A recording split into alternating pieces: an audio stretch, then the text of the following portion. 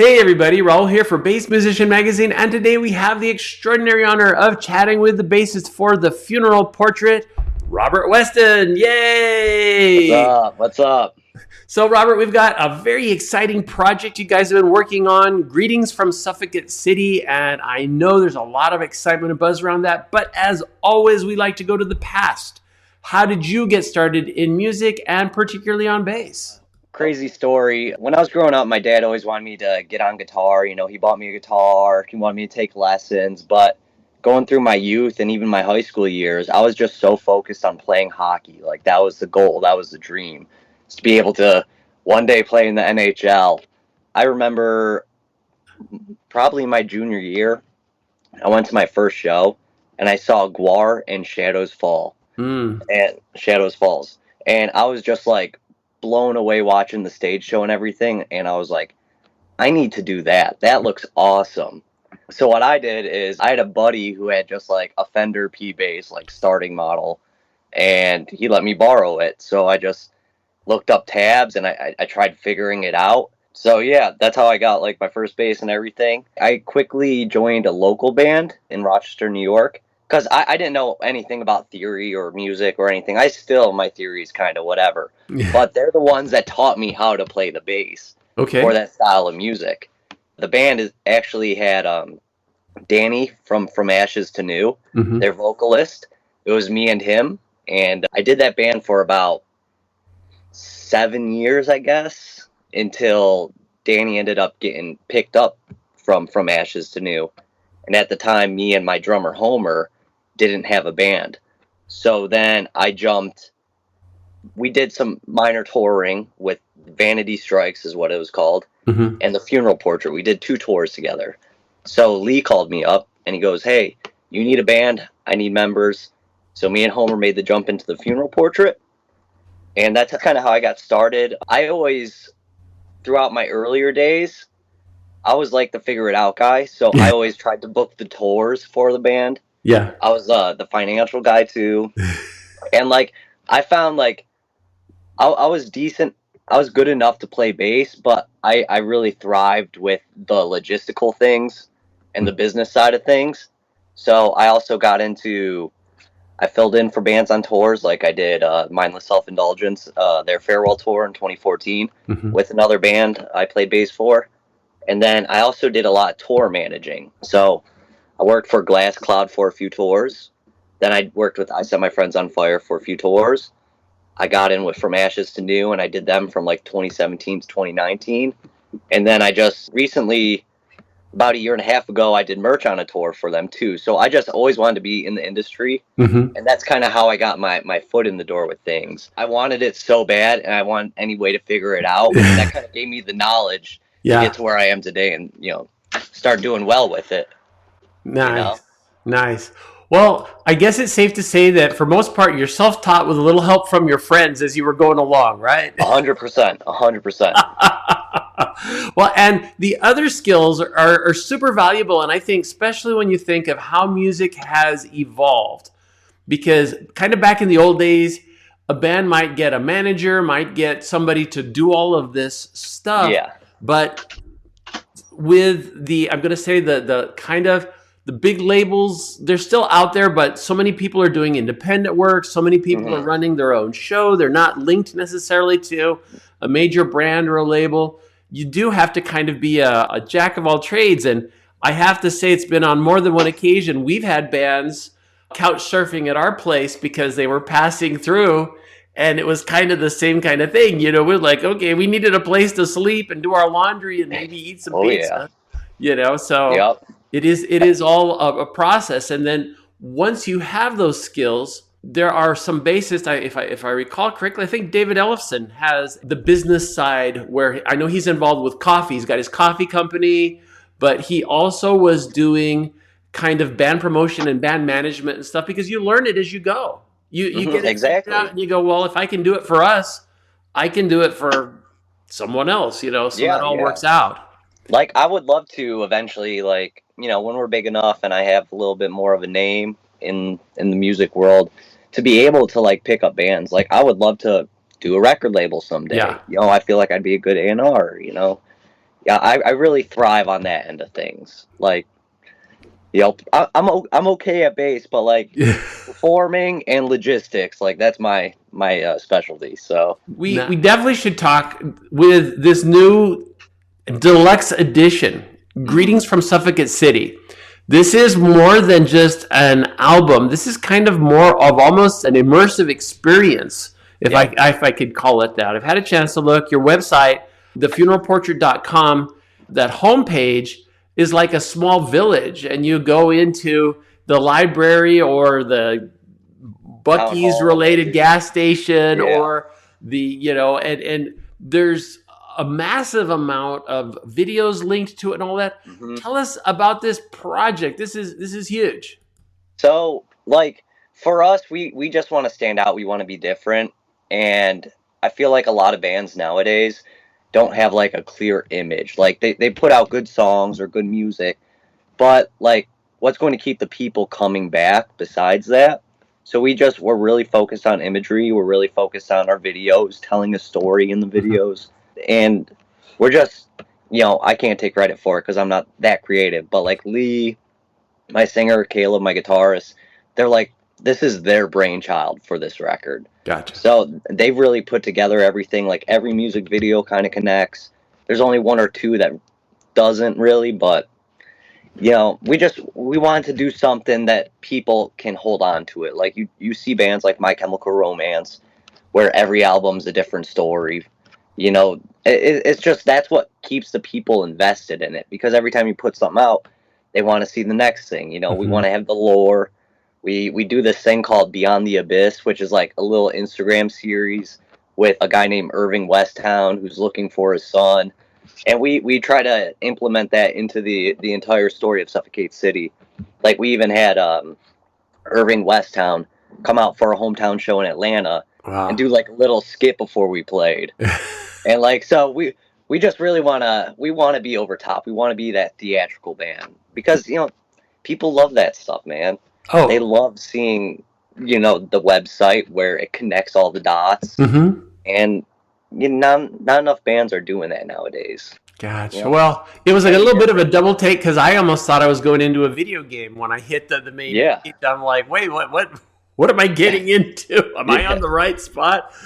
But it's totally, very creative, and you have a target audience. I think it's in the opening video. The mention is that it's the band for the broken, the weird, and kind of the disenfranchised. Yep. Yep. So you're building a community within the Exactly. scaffolding of your town. Has this always been kind of the approach? Yeah, absolutely. Like, I feel like there's not enough of that in the hard rock world or in the rock and roll world. We really want to be community driven, fan driven. We support, everything out there, especially the LGBTQ community. Like, that's something that doesn't really have a place in the rock world yet. Mm-hmm. So, like, we do this thing called, like, emo boys kissing. Me and my guitarist, we kiss on stage. People go wild over it. Like, we're trying to be so inclusive with everybody because that's what's going to you know, that's where all the diehard fans come from, is Exactly. feeling closer to us. I mean, we're not like a lot of other bands where, there's paid VIPs and you have to pay to meet us. We'll literally all go out to the merch table after a show. We'll Mm-hmm. all sign stuff. And I think people having that ability to see us and meet us and see our personalities and talk to us, that's what just keeps them so included into the band. That's one thing we've always strived for. Like we could definitely do a paid VIP, but for us it's not about that right now. Like we're just building, and this is how Nice. we're building it. Well, and for a lot of people, again, music carries well beyond the shows. I mean, Yes. we listen to it. It's the soundtrack of our life. If we have something going on, and especially people that are disenfranchised, using kind of the general term, if you Hmm. have something that you can relate to, you're going to listen to it at home. You're going to listen to it in your car. You're going to listen to it when you're walking around, just taking a Yep. hike. It is more than that, and it's kind of a more inclusive lifestyle too. And I think, especially with as music has evolved, rock was, you go all the way back like to Elvis. It was very much a rebellious kind of Yeah. thing, and they were kind of like, well, those awful rockers or those, reefer madness kind of people that are just outcasts of society. But there needs to be a place for everybody to kind of identify Exactly. and live. So that's just, it's tremendous. Now, it's always kind of interesting, especially with the kind of music. We'd like to talk a little bit about gear and how you're getting your sound. What Okay. particular things are you using? Okay, so I have a Fender PJ bass, Jaguar, and I've been using that for a while. And then my backup bass is a Spectre 4 Coda. And then for my tone, I know I have a Rupert Neve DI box, and then I have a Dark Glass Microtube Infinity. Mm-hmm. So I know my sound guy explained it to me because he's the mad genius. He just puts it all together and I play through it. Yeah. I know there's a pre and post tone. It goes through a D Live, and that's what pushes out to the crowd. And honestly, it sounds amazing. Like those Dark Glass pedals, that's all you really need nowadays, man. Yeah. You know? And I've heard of so many of them in hands of different players, and they're very versatile too. And so Very. basically, if you've got your Dark Glass and maybe a tuner, you're pretty much about set. Exactly. Yeah. We try to make it, because I used to run through a Kemper, but we really want to downsize everything. That way we're able to, fly out to shows and not have to carry more stuff because, we all have 3 Kempers going. So, yeah, it works. It's literally on one drawer that I just slide out. I could tune, I could do all my stuff. Nice. And we just wanted to make it stupid simple. Nice. Nice. And do you have a preference in strings, perhaps? Anything there? Ernie Ball. I play 110s to 55s, but I play in standard and drop D. I like a heavier gauge. Gotcha. I like the attack on it a lot more. But yeah, I love Ernie Ball. I would love to get over to their basses soon. But that's in the future, There you go. I'm ready for it. Well, as we all know, gear acquisition syndrome and the search for your perfect instrument is an ongoing thing with many people. And if you're lucky and you find something you like from the get-go, that's perfect. And then the secondary thing, if I recall correctly, Jaguars are a little on the heavy side. Actually, mine is very light. Oh, good. It's very light. I don't know if you've seen any of my photos, but like one of my stage moves I do is I'll hold it in my teeth and bite onto it and hold it upright. Oh, wow. And like let my hands go. So like I need a lighter bass to be able to continue doing that, because I think that's like my shining moment of the set. Nice. But now I have bite marks all at the top of my bass. I put a little gaff tape there to soften the blow, but Oh. Yeah. Well, I think most of us, where we equate the weight is when we're wearing it on our shoulders, but not many people are doing acrobatics with their instruments. Exactly. Like, I hadn't taken that into account. No, like whatever my next bass will be, I need it under a certain weight. Like I have to be able to do that. That's my thing, Nice. Well, and as we speak, I know you guys are currently on tour, and kind of the ongoing process. Tell us a little bit about your tour plans. So right now we're doing some shows with the Used, and then we'll jump on a handful of shows with Under Oath, which is really cool.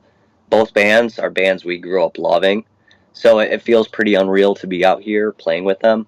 We'll do some headlining dates with our buddies the Rasmus, as well as Archers and Glass Waves. And then we'll jump on tour with Ice Nine Kills and The Word Alive and Melrose Avenue, I think they're called. They're from Australia. So we're basically on the road till about mid-June right now. Okay. And then I know we got some stuff in the works for the summers. I can't really talk about it yet until it's solidified. And we got some stuff in the fall that's coming that just wait until it's solidified. But we do end the year in Europe as well with the Rasmus. We'll be out there in November and December.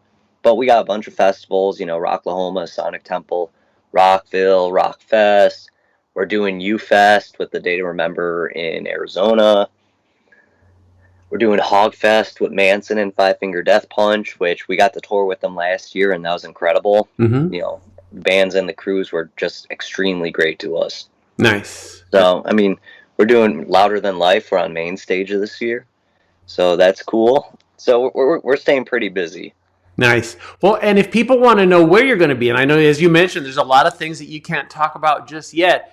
The website, thefuneralportrait.com, is that the best place to look? Yes, sir. How about social? Is that another? Yep, TFP_devotion for both Instagram and Twitter, Okay. and then our Facebook page. I mean, we post the dates all the time. They're constantly up there with ticket links, so we're super easy to find. Nice.